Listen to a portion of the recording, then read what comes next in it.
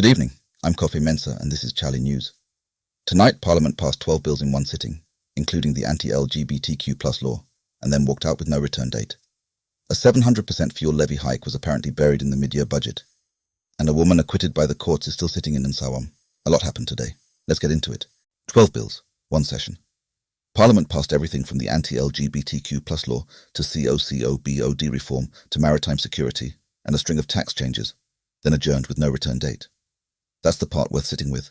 No date means no amendments. Whatever passed today is the law until Parliament reconvenes. Full breakdown on Chale.news. Now, about that mid-year budget.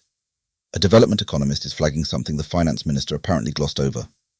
The energy sector levy has jumped from 24 pesewas to GHS 1.93 per litre. That's over 700%. Parliament hasn't voted yet, but if it passes, your transport fares and food prices will feel it. The budget debate itself closed today with no consensus in sight. Minority Leader Afenyo Markin says food, rent, transport, nothing has gotten cheaper.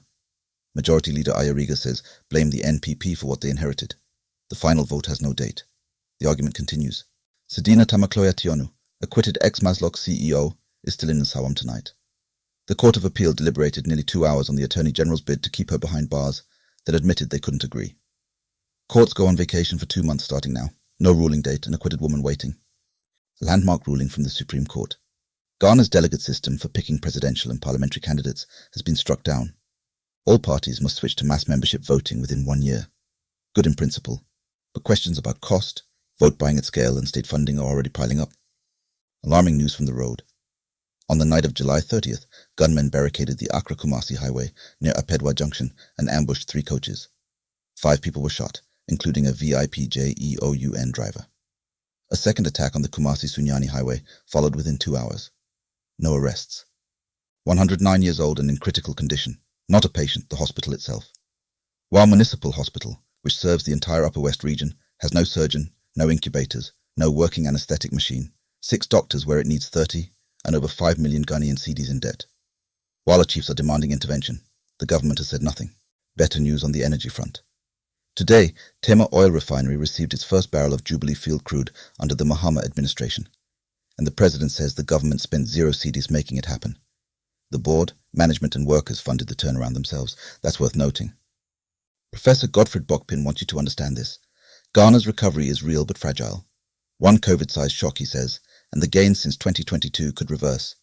There's a GHS 1.5 billion revenue gap, gold prices are falling, and the government is deliberately holding back on spending because the ground is not yet solid. Speaker Bagbin has proposed bringing traditional rulers and religious leaders formally into Parliament through constitutional amendments. Critics are already pushing back, and the proposal lands just days after the Supreme Court reshaped how parties pick candidates. Constitutional season is in full swing. Vim Lady is not letting this go. The MP who told a schoolgirl "I'll marry you" has apologised, and she says it isn't enough. She's publicly warning Yakubu Mohammed that it will cost him his seat, and there's a petition heading to Speaker Bagbin. Parliament and the NDC have not officially responded. John Pisa, Drogba from YOLO, has opened up about battling stiff person syndrome, the same rare neurological condition that sidelined Celine Dion. He's visited 12 hospitals. No cure found. He needs $88,000 for specialist treatment abroad. Let that land. Wheelchair racer Raphael Botsion Kegby has a message for government after racing in Glasgow. Spend $9,000 on my preparation, not $1,000 after I win gold. Nations that invest before competitions win medals consistently. He's targeting LA 2028. Someone should be listening. FIFA's Gianni Infantino has been forced to drop his plan to sell private equity stakes in FIFA competitions. UEFA, CONCACAF, and the AFC threatened a boycott, less than 2 weeks after the World Cup final.